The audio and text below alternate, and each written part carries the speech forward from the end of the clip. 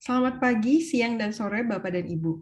Perkenalkan, nama saya Melda Laurencia, dan pada kesempatan kali ini izinkan saya untuk mempresentasikan hasil perancangan yang saya lakukan selama 1 semester ke belakang di Studio Desain Interior Integratif 4, Public Space Museum Bahari. Rumusan masalah yang diangkat pada perancangan kali ini adalah yang pertama, ketiadaan ruang pendukung museum yang memenuhi standarisasi museum. Yang kedua, kondisi lingkungan Museum Bahari yang lembab dan mengalami penggaraman.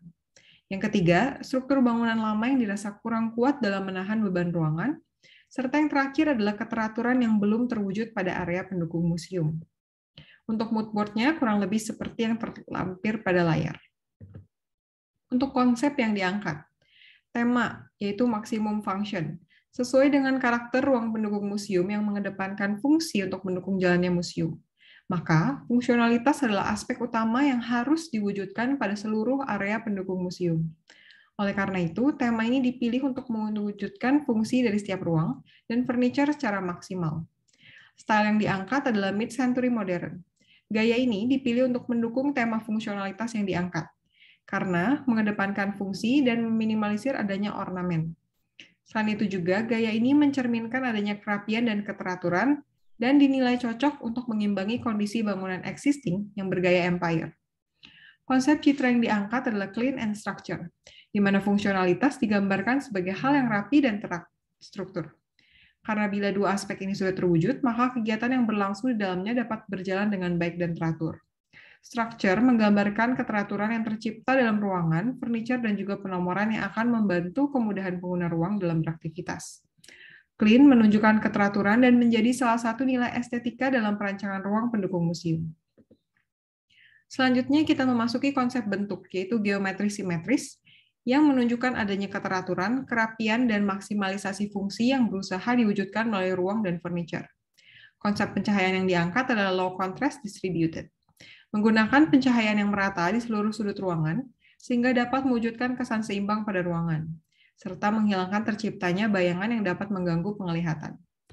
Untuk konsep warnanya shades of wood, menggunakan beragam warna coklat khas dari kayu yang membuat ruang terlihat lebih netral dan selaras dengan interior bangunan yang sudah ada. Diimbangi dengan penggunaan warna hitam, abu-abu, dan putih agar ruangan tidak terkesan berat.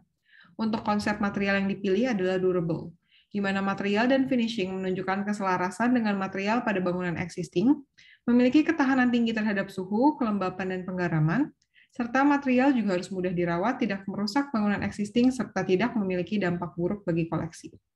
Memasuki implementasi di ruang riset. Berikut terlampir pada layar ada aksonometri serta material board. Citra clean and structure diimplementasikan dalam penyusunan layout yang dibuat simetris dengan pemilihan furniture yang juga simetris. Hal tersebut dimaksudkan agar tercipta ruang yang harmonis, rapi, dan produktif untuk peneliti yang bekerja di dalamnya. Warna yang dominan pada ruangan ini adalah warna coklat kayu yang memberikan kesan hangat dan cozy. Tujuannya agar peneliti yang bekerja dapat merasa lebih rileks dan tidak terbeban dengan ruangan yang serius, serta membuat diskusi kelompok juga menjadi lebih santai dan tidak mencekam. Pemilihan fasilitas duduk mempertimbangkan nilai-nilai ergonomi untuk mewujudkan kenyamanan dan keamanan dari pengguna. Material utama pada ruang adalah kayu untuk mewujudkan keselarasan dengan ruang dan interior dari existing.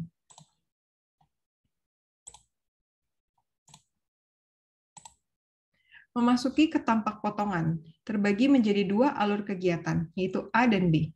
Di mana alur kegiatan A, peneliti datang dan langsung menuju ke meja kerja individu untuk memulai penelitian. Selanjutnya, peneliti yang memerlukan diskusi untuk membicarakan penelitian dapat berkumpul pada area tengah, yaitu meja kerja kelompok.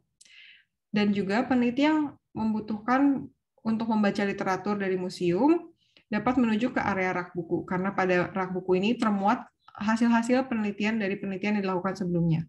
Dan yang terakhir, peneliti dapat mengumpulkan hasil diskusi, temuan, atau ide pada papan brainstorming di bagian belakang. Untuk alur kegiatan B, kita asumsikan peneliti yang datang bertemu dengan petugas museum atau peneliti dari luar untuk mendapatkan informasi secara lisan pada area sofa. Area sofa ini juga dapat digunakan bagi peneliti untuk beristirahat apabila mengalami kelelahan dalam beraktivitas. Untuk tahapan kedua, peneliti selanjutnya menuju ke meja kerja individu untuk memulai penelitian.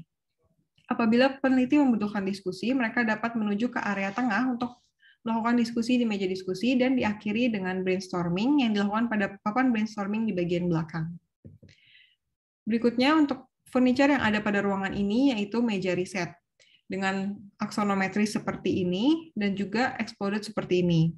Terlampir juga potongan dan juga detail sambungan dari tabletopnya menggunakan biscuit joint.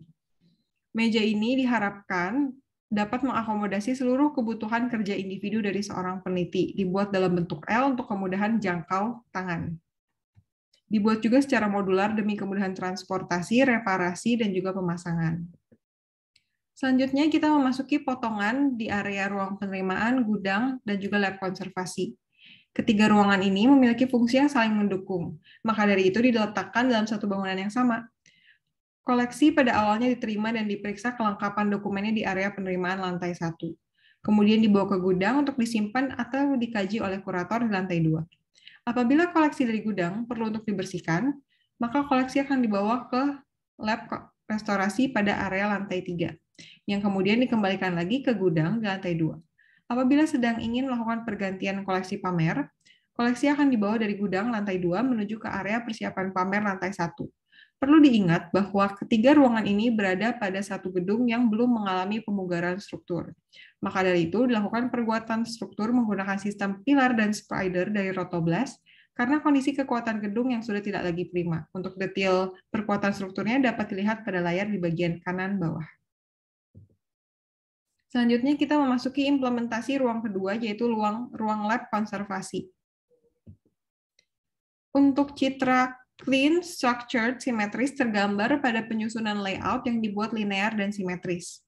Material lantai pada ruangan ini menggunakan marmolium yang biasa digunakan untuk rumah sakit, untuk meningkatkan keamanan ruang, terutama dari zat kimia. Ruangan ini terbagi menjadi 4 area berdasarkan jenis aktivitasnya sehingga menghasilkan satu area persiapan yang ditandai dengan kotak berwarna biru, di mana area ini difungsikan untuk menyimpan barang pribadi, memakai jas lab atau celemek, memakai sarung tangan dan masker. Area ini berfungsi untuk mempersiapkan konservator agar steril sebelum memasuki area kerja. Yang berikutnya adalah area kerja ilmiah yang diberi kotak warna ungu. Area ini difungsikan untuk mengerjakan konservasi yang memerlukan zat kimia. Maka dari itu diberikan fasilitas berupa foam hood dan meja laboratorium yang lengkap dengan sink. Berikutnya ada area serbaguna yang ditandai dengan kotak warna hijau. Untuk area serbaguna ini disediakan fasilitas berupa meja dan kursi yang dapat digunakan untuk berbagai jenis kegiatan konservasi. Area ini juga berfungsi sebagai area transisi antara area ilmiah dengan area kreatif.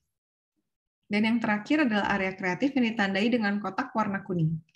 Area ini difungsikan untuk mengerjakan konservasi yang memerlukan keterampilan tangan, seperti restorasi lukisan, restorasi keramik, maupun restorasi atau konservasi lainnya yang memerlukan kerajinan tangan.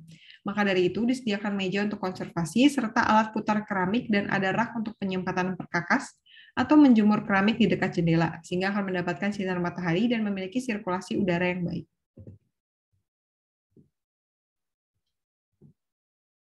Kita memasuki ruang selanjutnya yaitu gudang koleksi. Layout pada gudang koleksi terbagi menjadi 2 bagian, yaitu area penyimpanan koleksi serta area kerja kurator. Untuk pekerjaan kurator sendiri itu mencakup mendokumentasikan koleksi, membuat kajian koleksi, dan menyusun pendataan koleksi. Material utama yang digunakan pada area ini adalah kayu dan besi karena bersifat durable dan tidak memberikan dampak bagi koleksi. Seluruh jendela yang ada pada ruangan akan ditutup untuk mengurangi masuknya debu dan sinar UV dari matahari yang berpotensi untuk merusak koleksi. Pada ruang akan menggunakan pencahayaan buatan secara menyeluruh dengan intensitas cahaya sebesar 50 lux dan disertai dengan penggunaan penghawaan buatan untuk mewujudkan suhu 25 derajat dengan kelembapan kurang lebih 40%, yang merupakan suhu paling ideal bagi koleksi. Penomoran koleksi menjadi salah satu hal penting untuk mewujudkan konsep structure. Maka dari itu, di setiap area penyimpanan koleksi akan dilengkapi dengan penomoran yang disusun berdasarkan jenis, berat, usia dari koleksi. Lantai gudang menggunakan vinil untuk kemudahan akses dari troli, agar tidak menimbulkan guncangan akibat permukaan tidak rata, dan kemudahan untuk membersihkan ruang.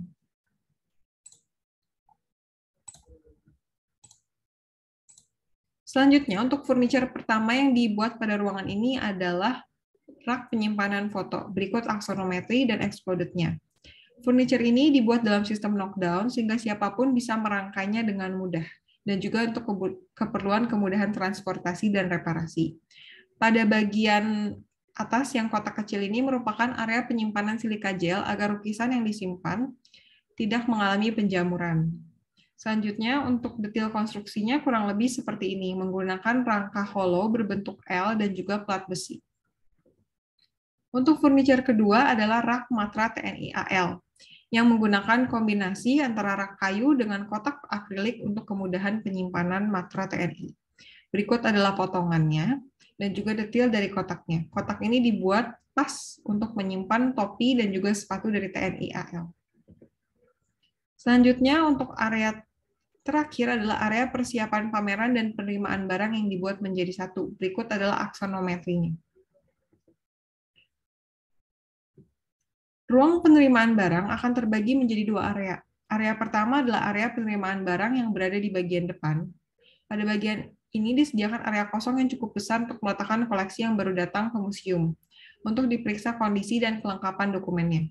Untuk area kedua adalah area persiapan pameran yang diletakkan di bagian belakang, untuk lebih menjaga privasi, keamanan, dan kenyamanan dari pekerja yang menyiapkan koleksi sebelum dipamerkan. Dua area ini sengaja diletakkan menjadi satu ruangan karena fungsinya yang saling mendukung satu dengan yang lainnya.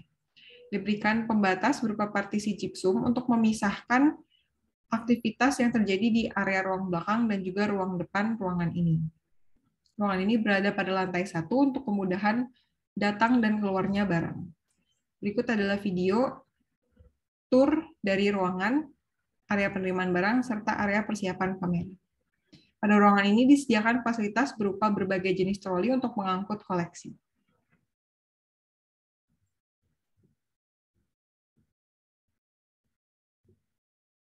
Baik, untuk furniture yang diterapkan pada ruangan ini adalah meja serbaguna yang aksonometrinya seperti ini dan tampak exploded-nya seperti ini.